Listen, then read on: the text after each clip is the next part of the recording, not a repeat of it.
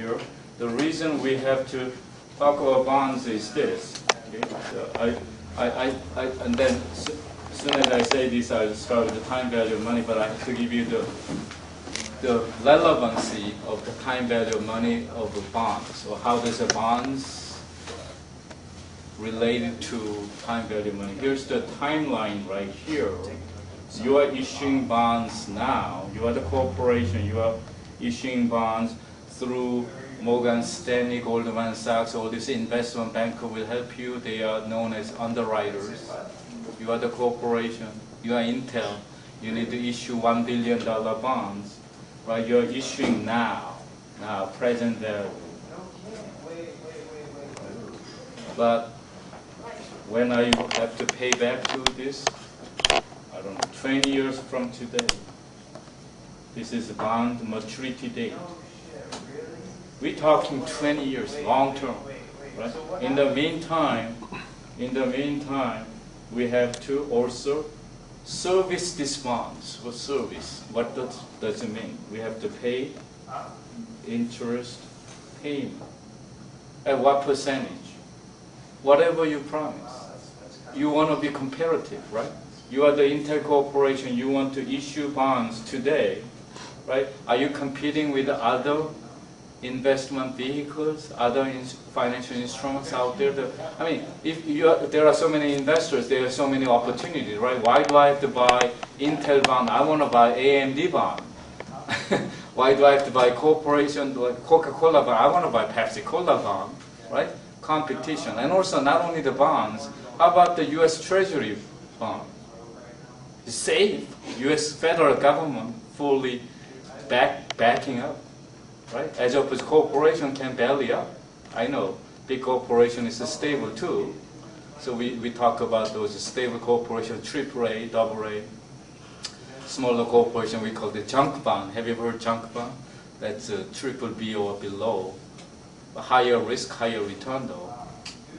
Think about that. Anyway, so you have to compete that. So the interest percentage has to be pretty competitive. If you are Intel, your competitor paying 8%, you better tell your prospective bondholders, I'm going to pay 8% too, or 9% to attract them to your bond. Right? So here's I, interest rate is note I. So this term, the time, we don't say T, we say N. I for interest, N for time. But I want you to see something here before I go to time value of money. We are issuing bonds today at a price. This is a big question, price. But if you think about that, number one, the interest rate is 8% versus 9% or 10%. As interest is getting higher, well, let's just talk about this one maturity date. This is a future value. It's one number, whatever the number. If the interest rate is 8%, this number present value, okay, if this is $1 billion bond, so maturity date 1 billion, interest rate is 8%. At least do you have feeling that present value of this $1 billion 20 years from today? Please answer my question. Is it more than 1 billion? Equal to 1 billion? Less than 1 billion? Three choices. Present value, today's value. Time is 20 years. That's a pretty long time. The $1 billion, 20 years from $1 billion, 20 years from today. Equivalency value, present value. Less. We're not talking about inflation, but at least you get the feeling that less than $1 billion, right? All right, I'm changing this.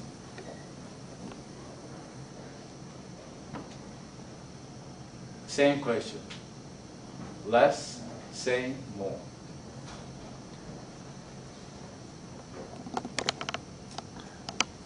Less. Compared to 8%, even lesser.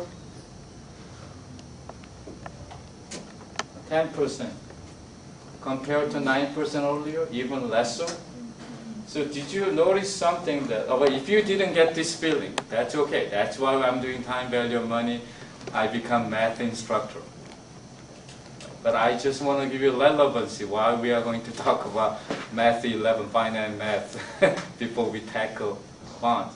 But did you notice that as interest rate goes up 8, 9, 10, bond price will go down. It's what we call inverse relationship.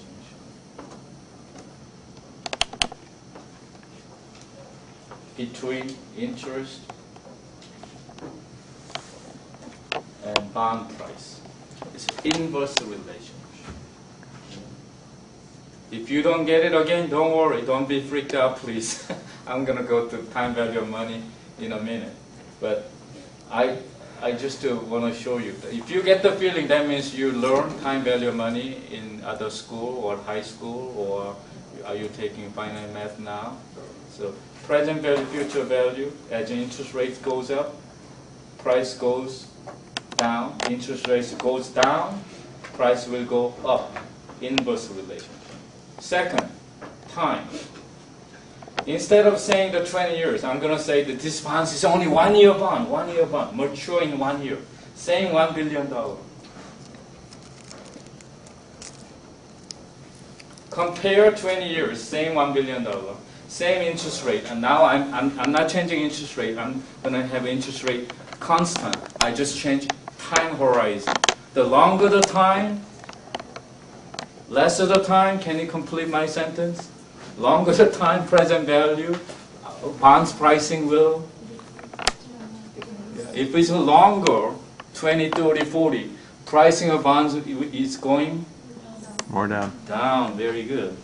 Again, if you didn't get the conceptual understanding, that's okay. That's why we are doing time value of money.